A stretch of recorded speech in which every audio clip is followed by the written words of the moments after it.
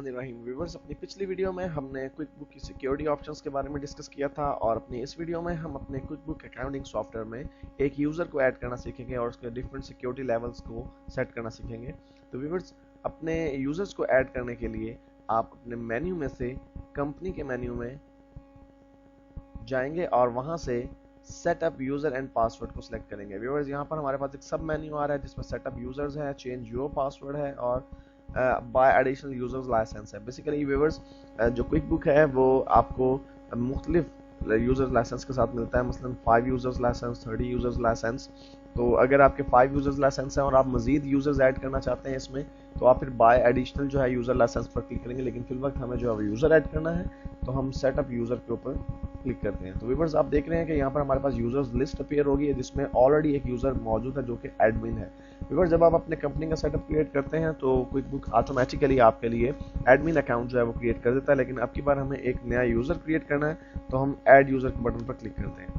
तो हमारे पास व्यूअर्स एक बेसिकली आप यूँ कह सकते हैं कि एक विजिट स्टार्ट हो जाता है जिसमें हम मुख्तलिफ इन्फॉर्मेशन इंसर्ट करते रहते हैं अपने यूज़र के बारे में और वो नेक्स्ट हम आगे प्रोसीड करते जाते हैं। मसलन फर्स्ट कीजिए कि यहाँ पर हमारा एक जो अकाउंट्स क्लर्क है, हम उसकी जो इन्फॉर्मेशन ऐड करना चाहते हैं और उसका अकाउंट क्रिएट करना चाहते हैं। लेट्स से उस अकाउंट क्लर्क का नाम है अहमद।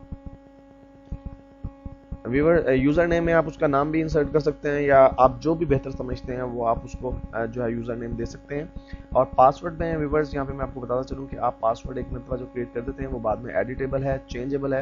यानी अगर आप चाहते हैं कि जो पासवर्ड आपने सेट किया है वही आप अपने यूज़र को बता दें और यूज़र उसी पासवर्ड के ज़रिए लॉगिन होता रहे, तो ऐसा भी मुमकिन है। और अगर आप चाहते हैं कि यूज़र अपनी पसंद का पासवर्ड जो है वो सिलेक्ट कर ले, तो आप जो भी पासवर्ड यहाँ पर सेट करें वो यूज़र को बता दें और यूज़र बाद में अपने यूज़र नेम से लॉगिन होकर उसको चेंज कर सकता है।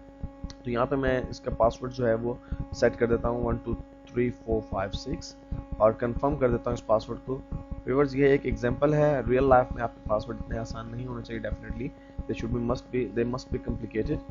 और फिर मैं नेक्स्ट पर क्लिक करता हूँ। व्यूअर्स, अब हमारे पास जो दूसरी विंडो अपीयर हुई है, जो दूसरा स्टेप आया है हमारे पास, उसमें हमसे वो पूछ रहा है क्विक बुक कि आपका जो यूज़र अहमद है उसके लिए आप किस किस्म की जो है वो प्रेफरेंस सेट करना चाहते हैं। क्या आप चाहते हैं कि उसे क्विक बुक के तमाम एरियाज़ में जो है वो रसाई हासिल हो, या आप चाहते हैं कि तमाम एरियाज़ में नहीं, सिलेक्टेड एरियाज़ में रसाई होनी चाहिए। तो पहला जो ऑप्शन ऑलरेडी सिलेक्टेड है वो selected areas. Viewers, all areas of quick book में जो रसाई होनी चाहिए, जो एक्सेस होनी चाहिए, वो सिर्फ और सिर्फ एडमिनिस्ट्रेटर को होना चाहिए, किसी भी यूज़र को नहीं होनी चाहिए। इसलिए हम selected areas of quick book को चेक करने देते हैं और नेक्स्ट पर क्लिक करते हैं। व्यूअर्स, जो हमारे पास पहला पेज आया है अब इस विजिट सेटअप का, वो है पेज 1 of 9। उसमें वो हमसे ये पूछ रहा है कि सेल्स एंड अकाउंट रिसीवेबल के हवाले से हमारे इस यूज़र के बारे में प्रेफरेंसेस क्या है। क्या हमारा ये यूज़र, क्या हमारे ये अकाउंट्स क्लर्क सेल्स और अकाउंट रिसीवेबल को मेंटेन करेगा। तो उसमें आप 3 किस्म के ऑप्शन उसको सेट कर सकते हैं: नो एक्सेस, फुल एक्सेस और सिलेक्टिव एक्सेस। नो एक्सेस और फुल एक्सेस का मतलब तो आप समझ ही गए होंगे। नो एक्सेस का मतलब कि उसको, हमारे इस यूज़र को सेल्स और अकाउंट रिसीवेबल तक कोई रसाई हासिल नहीं होगी। और फुल एक्सेस का मतलब है कि सेल्स और अकाउंट रिसीवेबल में मुकम्मल रसाई हासिल होगी। अब हम ज़रा सिलेक्टिव एक्सेस का जो है जायज़ा ले लेते हैं। उसमें सिलेक्टिव एक्सेस में हमारे पास 3 ऑप्शन है व्यूअर्स। क्रिएट ट्रांजैक्शन ओनली, यानी जो हमारा यूज़र है वो सिर्फ ट्रांजैक्शंस रिकॉर्ड कर सकता है। दूसरा ऑप्शन है क्रिएट एंड प्रिंट ट्रांजैक्शन, यानी यूज़र ट्रांजैक्शन को रिकॉर्ड भी कर सकता है और उनका प्रिंट भी ले सकता है। और तीसरा ऑप्शन है create transaction and create reports, यानी यूज़र जो है वो ट्रांजैक्शंस को रिकॉर्ड भी कर सकता है और रिपोर्ट्स को भी क्रिएट कर सकता है। और व्यूअर्स, यहाँ पर एक चेक बॉक्स आपको नजर आ रहा होगा। बेसिकली अगर आप अपने यूज़र को create transactions and create reports की ऑप्शन भी दे देते हैं, तो अगर आप चाहते हैं कि हमारे जो यूज़र है उसे हमारे कस्टमर या क्लाइंट्स का जो है क्रेडिट कार्ड नंबर ना नज़र आए, तो उसके लिए आप इसको अनचेक रहने देंगे बॉक्स को। लेकिन अगर आप समझते हैं कि हमारे उस यूज़र को जो हमारे कस्टमर्स हैं उनके क्रेडिट कार्ड नंबर तक भी रसाई होनी चाहिए, तो आप इस बॉक्स को चेक कर सकते हैं। लेकिन फिल वक्त मैं अपने इस यूज़र को फुल एक्सेस दे रहा हूँ क्योंकि बेसिकली ये मेरी एक छोटी सी फॉर्म है, छोटा सा बिजनेस है जिसमें ये मेरा मेन अकाउंटेंट है जो हमारा अहमद है, और इसे जो है वो फुल एक्सेस होनी चाहिए सेल्स और अकाउंट रिसीवेबल के हवाले से। नेक्स्ट में हमारे पास व्यूअर्स परचेज और अकाउंट्स पेएबल का ऑप्शन है। इसमें भी मैं अपने यूज़र को फुल एक्सेस देता हूँ क्योंकि ये मेरा मेन अकाउंटेंट है जो कि हमारे परचेज और अकाउंट पेएबल को भी चेक करेगा।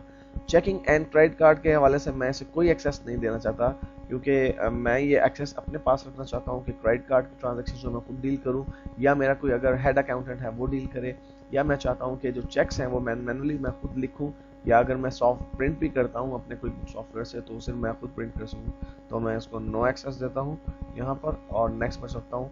इन्वेंटरी के हवाले से भी मैं अपने इस यूज़र को कोई एक्सेस नहीं देना चाहता, क्योंकि ये हमारा अकाउंटेंट है और इन्वेंटरी का जो कंट्रोल है वो हमारे पास जो गोडाउन है उधर रखा जाता है इन्वेंटरी के अंदर, वहाँ पर हमारा जो यूज़र कोई और होगा जो इन्वेंटरी को मेंटेन कर रहा होगा।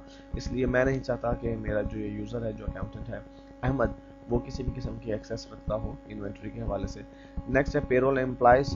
तो व्यूअर्स हमारे जो अदर एम्प्लॉयज़ हैं उनकी पेरोल भी यही शख्स बनाएगा, अहमद ही, इसलिए मैं इसे फुल एक्सेस दे देता हूँ यहाँ पर। और सेंसिटिव अकाउंटिंग एक्टिविटीज़ के हवाले से जो है व्यूअर्स, जैसा कि आपको पहले मैंने बताया था कि मुख्तलिफ आप जो है वो सेंसिटिव ट्रांजेक्शन होती हैं जो आप रिकॉर्ड करना चाहते हैं, खुद भी आप एक्सेस अपने पास भी रख सकते हैं, यूज़र को भी दे सकते हैं। तो यहाँ पर मैं अपने यूज़र को फुल एक्सेस दे रहा हूँ। फाइनेंशियल रिपोर्टिंग के हवाले से भी व्यूअर्स आपके पास तीन ऑप्शन है, नो एक्सेस, फुल एक्सेस और सेलेक्टिव। सेलेक्टिव एक्सेस में आपके पास दो ऑप्शन हैं कि हमारा जो यूज़र है ये फाइनेंशियल रिपोर्ट्स प्रिपेयर तो कर सकता है लेकिन उसको प्रिंट नहीं ले सकता, और दूसरा जो ऑप्शन है हमारे पास कि वो इसे क्रिएट भी कर सकता है हमारी फाइनेंशियल रिपोर्ट्स यानी इनकम स्टेटमेंट और बैलेंस शीट वगैरह, और उनके प्रिंट भी ले सकता है। तो मैं इसे यहाँ पर व्यूअर्स फुल एक्सेस दे रहा हूँ और नेक्स्ट पर जंप कर जाता हूँ। यहाँ पर जो हमारे पास ऑप्शन मौजूद है वो चेंजिंग और डिलीटिंग ट्रांजेक्शंस का है। क्या हमारा ये यूज़र करंट अकाउंटिंग पीरियड में किसी भी ट्रांजैक्शन को डिलीट या चेंज कर सकता है, तो मैं उसे उसकी एक्सेस देना चाहता हूँ। लेकिन बैक डेट में जाकर यानी किसी प्रीवियस फाइनेंशियल पीरियड में जाके अगर हमारा ये यूज़र कोई ट्रांजैक्शंस को चेंज करना चाहे, एक ऐसा अकाउंटिंग ईयर जो क्लोज हो चुका है और वो बैक डेट में जाके क्लोजिंग के बाद कोई ट्रांजैक्शन करना चाहे, तो मैं उसे अलाउ नहीं करना चाहता, इसलिए मैं इसे नो ही रहने देता हूँ और नेक्स्ट पर क्लिक करता हूँ। व्यूअर्स ये लास्ट पेज हमारे पास मौजूद है, इसमें वो तमाम डिटेल्स हैं जो हमने अपने यूज़र को दी हैं। मसलन सेल्स के हवाले से हमारा ये यूज़र क्रिएट भी कर सकता है, इनवाइसेस को प्रिंट भी कर सकता है, रिपोर्टिंग भी कर सकता है। इसी तरह परचेज और अकाउंट्स पेबल के हवाले से जो ऑप्शन हमने सेलेक्ट किए हैं उनकी हमारे पास एक समरी सी बन गई है और हम जस्ट फिनिश पर क्लिक करते हैं। तो व्यूअर्स आप देख रहे हैं कि अब हमारे पास दो यूज़र हैं, एक हमारा एडमिन यूज़र और एक हमारा अहमद जो है वो अकाउंटेंट जो है वो ऐड हो चुका है।